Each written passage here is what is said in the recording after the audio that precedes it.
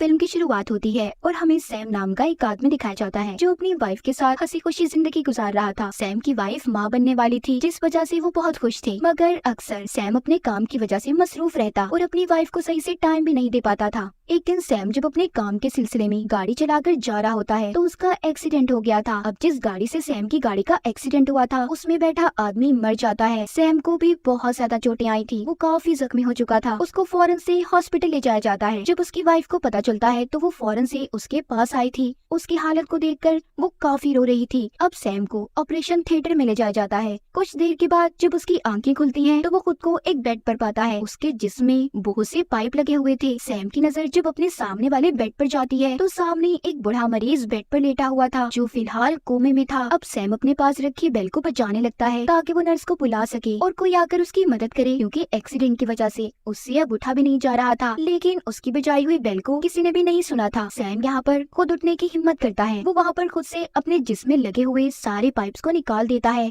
और यहाँ से जाने का फैसला करता है। जब वो जाने लगता है तो उसकी नजर अपने सामने वाले बेड पर दोबारा पड़ती है जहाँ पर पहले मरीज लेटा हुआ था, मगर अब उस बेड पर कोई भी नहीं था। ये सब देखकर सैम को समझ नहीं आता कि उसके साथ आखिर हो क्या रहा है। तभी अचानक से वो बूढ़ा आदमी आकर सैम पर हमला कर देता है। उसने सैम के गले को पकड़ लिया था और जोर से दबाने वाला था। सैम को कमरे से बाहर ले आया था। इस लड़ाई के दरमियान सैम नीचे गिर जाता है, जिस वजह से पास ही रखे हुए कुछ औजार भी नीचे गिर गए थे। अभी उनमें से एक चाकू को उठाकर उस बूढ़े आदमी के गले में मार देता है। उसकी गर्दन में चाकू लगने की वजह से वो मर चुका था। फिर ये हॉस्पिटल में मदद के लिए चिल्लाता है कि कोई है, मेरी मदद करे, मगर यहाँ पर तो कोई भी नहीं था। अब जब वो दोबारा पीछे मुड़कर देखता है तो वहाँ पर बूढ़े आदमी की लाश गायब थी जिसको सैम ने मार दिया था। वो कमरे में देखता है तो बूढ़ा आदमी दोबारा से अपने बेड पर लेटा हुआ था और कोमा में था। सैम को कुछ समझ नहीं आ रहा था कि आखिर ये सब क्या है, इसीलिए अब वो यहाँ से जाने का फैसला करता है। वो जब अपने फोन को देखता है तो उसमें भी सिग्नल्स नहीं आ रहे थे। जब ये बाहर जाता है तो इसे एक नर्स मिलती है जो दिखने में थोड़ी अजीब थी। सैम उसको उस बूढ़े आदमी मरीज के बारे में बताता है जिसने इस पर हमला किया था। जब वो उसे अंदर लाकर बूढ़े आदमी को दिखाता है तो वो इस बार फिर से अपने बेड से गायब था और दोबारा से जब सैम नर्स की तरफ देखता है तो वो भी गायब हो चुकी थी। उसे कुछ समझ नहीं आता कि आखिर सब यहाँ पर चल क्या रहा है। वो अब यहाँ से लिफ्ट की तरफ जाता है ताकि वो नीचे जा सके, मगर वो जब अपने पीछे मुड़कर देखता है तो वो बूढ़ा मरीज फिर से सैम की तरफ देख रहा था और बहुत ही डरावनी अंदाज में उसकी तरफ भाग कर आता है। सैम जल्दी से लिफ्ट के दरवाजे को खोलता है और लिफ्ट के अंदर चला गया था। लिफ्ट का दरवाजा तो बंद हो गया था। सैम को ये लग रहा था कि उस बूढ़े आदमी से चलो उसकी जान छूट गई, मगर तभी उसे उस लिफ्ट की छत पर कुछ हलचल महसूस हो रही थी। जब वो ऊपर देखता है तो बूढ़ा आदमी लिफ्ट की छत पर था और अपना हाथ निकालकर सैम को पकड़ने की कोशिश करता है, लेकिन जल्दी सैम लिफ्ट से बाहर आ गया था। अब हमें कहानी में मोनिका नाम की एक लड़की दिखाई जाती है जो इसी हॉस्पिटल में अपनी सर्जरी करवाने आई हुई थी ताकि वो और ज्यादा खूबसूरत हो सके। डॉक्टर ने उसे बेहोश कर दिया था ताकि वो उसका ऑपरेशन कर सके। वो ऑपरेशन से पहले उसका चेकअप भी करते हैं, लेकिन अचानक से जब मोनिका की आंख खुलती है तो वो डॉक्टर्स को देखती है जिनकी शक्लें कुछ अजीब सी थी, इसीलिए वो बहुत ज्यादा डर गई थी। वो उन डॉक्टर्स की शक्लें देखकर बहुत ज्यादा घबरा जाती है। तभी डॉक्टर्स भी वहाँ से गायब हो गए थे। आखिर ये किस किस्म का हॉस्पिटल था, यहाँ पर सब क्या हो रहा था, ये हमें कहानी में आगे जाकर पता चलेगा। मोनिका वहाँ पर मदद के लिए चिल्लाती है। तभी उसके पास 3 लड़कियाँ आती हैं जिन्होंने नर्स वाले कपड़े पहने हुए थे। उनके नाखून बहुत बड़े थे और दिखने में वो काफी अजीब और खतरनाक लग रही थी। वो आकर मोनिका को पकड़कर फिर से स्ट्रेचर पर लिटा देती हैं। वो जब उनसे डरकर चीखें मार रही थी तो उसकी आवाज सुनकर सैम अब अंदर आता है जो अपने साथ एक हथियार लाया था, मगर एक लड़की नर्स उस पर उल्टा हमला कर देती है। उसने उसे चाकू मार दिया था। चाकू लगने की वजह से सैम के पेट से अब खून आने लगा था। सैम भी उस लड़की पर हमला करता है। ये देखकर बाकी की 2 लड़कियां भी सैम को मारने के लिए आगे बढ़ रही थी, लेकिन उसने बड़ी ही बहादुरी से उनका मुकाबला किया और मोनिका से कहता है कि जल्दी से उठो। वो किसी तरह उन तीनों लड़कियों को वहीं पर ऑपरेशन थिएटर में बंद करके मोनिका को लेकर निकल जाता है। मोनिका उससे पूछती है कि आखिर ये सब क्या हो रहा है। सैम कहता है मैं खुद भी नहीं जानता इस बारे में, मुझे बस इतना याद है कि मेरा ऑपरेशन हो रहा था और जब मेरी आंखें खुली तो मैं वेंटिलेशन पर था। मुझे भी कुछ याद नहीं है कि मेरे साथ आखिर हुआ क्या था। सब बातें सुनकर मोनिका भी कहती है मेरा भी ऑपरेशन चल रहा था और जब मेरी आँख खुली तो मैंने खुद को इस अजीब जगह पर पाया। खैर बाहर निकलकर सैम अब अपनी वाइफ को कॉल करने की कोशिश करता है, मगर रिसेप्शन का फोन भी खराब था। तभी उसकी नजर वहाँ पर पड़े नक्शे पर पड़ती है जो इस हॉस्पिटल का था, जिसमें नीचे बेसमेंट बनी हुई थी और ऊपर की तरफ छत। अब इन्हें ये फैसला करना था कि आखिर ये अपनी जान जान बचाकर कहाँ जा सकते हैं। जब ये दोनों इस जगह से जाने लगते हैं तो इन्हें चीखों की आवाजें सुनाई दी थी। जब ये कमरे के अंदर जाकर देखते हैं तो एक लड़का जिसको हथकड़ियों से बांधा हुआ था वो लेटा हुआ चिल्ला रहा था। मोनिका सैम से कहती है, मुझे लगता है ये कोई मुजरिम है, इसलिए हमें इसकी मदद नहीं करनी चाहिए। देखो इसके हाथों पर हथकड़ी है। मगर सैम कहता है, नहीं, मुझे लगता है कि यहाँ पर हम सिर्फ तीनों ही मौजूद हैं, हमें इसकी मदद करनी चाहिए। वो उस लड़के को खोल देता है। वो लड़का भी ने बताता है कि मैं चोर नहीं हूँ, मुझे चोर समझकर पुलिस वाले ने गोली चला दी और मेरा इलाज चल रहा था हॉस्पिटल में। मगर जब मुझे होश आया तो मैंने खुद को इस हालत में देखा। अब ये तीनों मिलकर जब यहाँ से बाहर जाते हैं तो सामने इन्हें फिर से वही तीनों लड़कियाँ खड़ी दिखाई देती हैं, जिनके हाथ में अब चाकू थे और वो इनकी तरफ ही बढ़ रही थी। सैम मोनिका और उस लड़के से सीढ़ियों की तरफ जाने का कहता है और खुद उसने वहाँ के दरवाजे को बंद कर लिया था। वो कहता है कि तुम नीचे उतरो, मैं पीछे आ रहा हूँ। अब जब वो खुद नीचे उतरने लगता है तो वो दोनों को देखता है,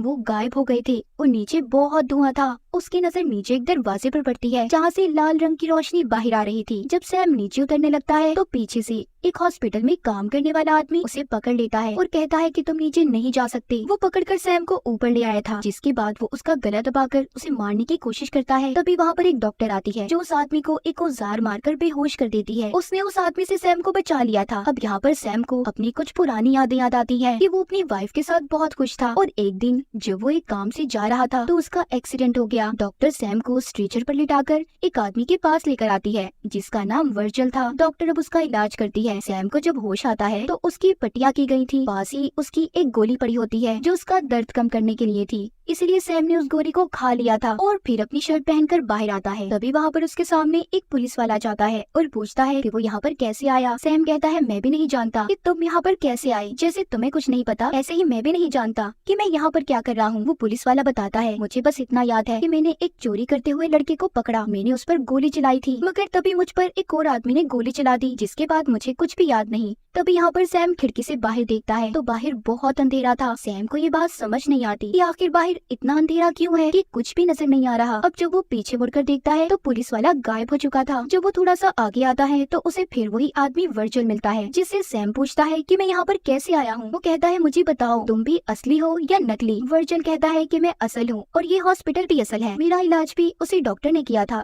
जिसने तुम्हें बचाया है। सैम बताता है कि वो डॉक्टर मुझे नीचे की तरफ लेकर जा रही है, वहाँ पर बहुत अंधेरा है। वर्जल कहता है कि मैं नहीं जानता ये सब क्या हो रहा है, पर हाँ ये हॉस्पिटल असली है, शायद ये बिल्डिंग बहुत पुरानी है तो इस वजह से इधर ये सब कुछ हो रहा है, पर मैंने इधर ऊपर वाले हिस्से में छत को देखा है जहाँ पर बहुत रोशनी है, तुम्हें वहाँ जाना चाहिए। तभी वहाँ पर फिर से डॉक्टर आ जाती है। सैम जाते हुए उसे बताता है कि यहाँ पर एक पुलिस ऑफिसर घूम रहा है जिसके पास गन है, वो यहाँ से निकलने के लिए किसी को भी मार सकता है। तभी वो अपने सामने तीनों लड़कियों को दोबारा देखते हैं, ये उन्हें देखकर फौरन से भाग गए थे। सैम कहता है, जल्दी हमें लिफ्ट तक जाना होगा। जब ये थोड़ा सा आगे जाते हैं तो आगे वही हॉस्पिटल में काम करने वाला आदमी जिसने सैम पर पहले हमला किया था और नीचे जाने से रोक रहा था, वो वहाँ पर घूम रहा होता है। सैम कहता है कि मैं इसका ध्यान भटकाने की कोशिश करता हूँ। जब ये उसके पास जाता है तो वो आदमी सैम से फिर यही कह रहा था कि उसे नीचे नहीं जाना। तभी सैम की नजर वहाँ पर एक छोटी बच्ची पर पड़ती है जिसके मुंह पर पट्टियां बंधी हुई थी, पर वो लड़की अचानक से गायब हो जाती है और फिर से वो सैम के सामने आ गई थी। इस बार उसके चेहरे पर कोई पट्टी नहीं थी। सैम देखता है उसका चेहरा काफी जख्मी था, जिस वजह से डरकर वो नीचे गिर जाता है। डॉक्टर भी अब सैम के पास जल्दी से आती है ताकि वो उसे बचा सके। तभी उसके पास वही आदमी फिर से आता है जो यही कह रहा था कि नीचे नहीं जाना। आखिर क्या राज था नीचे का। यहाँ पर वर्जल जब उस आदमी का ध्यान अपनी तरफ करने की कोशिश करता है, वो बस की तरफ बढ़ रहा था। वर्जल सैम और डॉक्टर से यहाँ से जाने का कहता है ताकि उनकी जान बच सके, लेकिन वो आदमी लिफ्ट में भी आ गया था और डॉक्टर को पकड़कर अपने साथ ले जाता है, जिस वजह से सैम अब बिल्कुल अकेला पड़ चुका था। सैम को फिर से लिफ्ट के ऊपर से आवाज आती है। उसे लग रहा था कि शायद फिर से वो कोमा वाला बूढ़ा आदमी मरीज लिफ्ट के ऊपर है, इसीलिए वो डरकर लिफ्ट से बाहर आ गया था। सैम अब ऊपर आ चुका था जहाँ पर उसे मोनिका मिलती है। वो उससे कहता है कि हमें जल्दी ऊपर की तरफ जाना होगा। वो बाहर खिड़की से देखता है तो अब भी अंधेरा ही था। अब जब ये ऊपर जाने के लिए दोबारा से लिफ्ट की तरफ बढ़ते हैं तो लिफ्ट से उस आदमी का कटा हुआ सर निकलता है जो सैम को नीचे जाने से मना कर रहा था। पीछे डॉक्टर खड़ी थी, वो कहती है कि मैंने इसे मार दिया। अब ये जब तीनों यहाँ से जाने लगते हैं तो वहाँ पर दोबारा से पुलिस वाला जाता है जो खिड़की को तोड़ने की कोशिश कर रहा था, क्योंकि वो किसी भी कीमत पर यहाँ से बाहर निकलना चाहता था, मगर खिड़की टूटने का नाम ही नहीं ले रही थी। तभी इधर वो लड़का भी आ जाता है जिसको हथकड़ी लगी हुई थी और सैम ने से बचाया था। पुलिस वाला उस लड़के पर गन कर लेता है, कहता है कि तुम तो चोर हो ना। लड़का कहता है, मैंने आपको पहले भी कहा था कि मैं चोर नहीं हूँ। यानी कि पुलिस वाले ने जो कहानी सैम को सुनाई थी कि उसने एक चोर पर गोली चलाई तो वो चोर यही लड़का था। मगर यहाँ पर फिर से वो पुलिस वाला किसी किसी की भी बात सुनने को तैयार नहीं था। वो उस लड़के पर गोली चला देता है। उसने उसे मार दिया था। सब देखकर काफी हैरान होते हैं कि उसने ऐसा क्यों किया। पुलिस वाला कहता है कि मैं सबको मार दूंगा पर यहाँ से बाहर जरूर जाऊंगा। जब ये दोबारा से लिफ्ट के पास जाते हैं तो वहाँ से अब उस आदमी का सर गायब था जिसको भी डॉक्टर ने मारा था। लेकिन अचानक से तभी वहाँ पर कोई चीज पुलिस वाले पर हमला कर देती है। उस चीज ने उसे अपनी तरफ खींच लिया था। लिफ्ट का दरवाजा भी बंद हो जाता है। ये देखकर सैम, मोनिका और डॉक्टर यहाँ से भागने लगते हैं। मोनिका अब सैम से कहती है कि मुझे लगता है ये हेल दोजख है जहाँ पर हम फंस चुके हैं। हम यहाँ पर मर जाएंगे। सैम वो कहता है नहीं, तुम क्यों परेशान हो, हम यहाँ से जरूर निकलेंगे। जब ये आगे जाती हैं तो इन्हें अपने सामने एक मुर्दा खाना दिखाई देता है जहाँ पर बहुत सी लाशों को रखा गया था। जब ये अंदर जाते हैं तो अंदर वो सभी लाशें दोबारा जिंदा हो गई थी, उठकर खड़ी हो जाती हैं। ये सब वो नजारा देखकर बहुत डर चुके थे। तभी वहाँ पर दोबारा से पुलिस वाला जाता है जिसने इनकी तरफ गन कर ली थी और इन्हें अपने साथ चलने का कहता है। जब ये उसके साथ जा रहे थे तो वही लड़का जिसको भी कुछ देर पहले पुलिस वाले ने मारा था वो जिंदा हो जाता है और आकर एक चाकू से उसने पुलिस वाले पर हमला कर दिया था। मगर पुलिस वाले ने फिर से गोली चलाकर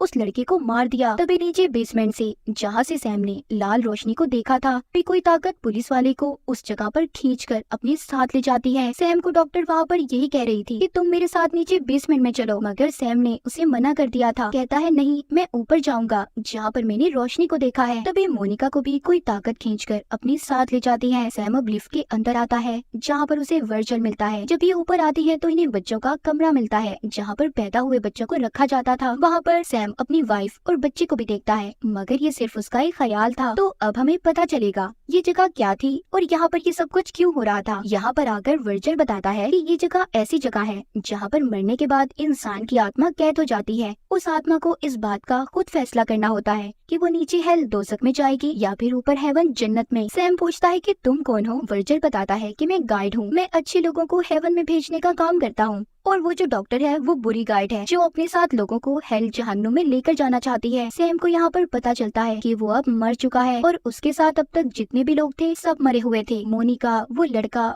और पुलिस वाला सब। ये जब ऊपर की तरफ आता है तो दोबारा से अपने सामने उसी छोटी बच्ची को देखता है जिसके मुंह पर पहले पट्टियां बंधी हुई थी। उस बच्ची का एक्सीडेंट हो गया था, वो भी यहाँ पर फंसी हुई थी, यानी कि वो असल दुनिया में कोमा में थी। सैम वर्जल से कहता है उस छोटी बच्ची को मैं अपने साथ लेकर हेवन में जाऊंगा। अब जब ये उसे लिफ्ट से लेकर जा रहा था फिर से वो बूढ़ा मरीज लिफ्ट के ऊपर से सैम को पकड़ लेता है। सैम अब बाहर आ चुका था और छोटी बच्ची को ऊपर जाने का कहता है। खैर सैम ने किसी भी तरह उस बूढ़े मरीज से पीछा तो छुड़ा लिया था। अब वो सीढ़ियों के रास्ते ऊपर जाने की कोशिश करता है। तभी डॉक्टर आ जाती है जो सैम से कहती है प्लीज मेरे साथ चलो नीचे बेसमेंट में। तभी वही आदमी जो हॉस्पिटल में काम करता था जिसको इस डॉक्टर ने मार भी दिया था वो फिर से जिंदा होकर आ जाता है और डॉक्टर को अपने साथ ले गया था। सैम अब ऊपर आकर उस छोटी बच्ची के लिए हेवन का दरवाजा खोलता है। हम असल जिंदगी में देखते हैं कि वो बच्ची मर चुकी थी और उसके माँ बाप उसके पास बैठकर रो रहे थे। इधर सैम भी मर चुका था। उसकी वाइफ उससे कहती है कि मैं तुमसे बहुत प्यार करती थी। तभी सैम के पास मरने के बाद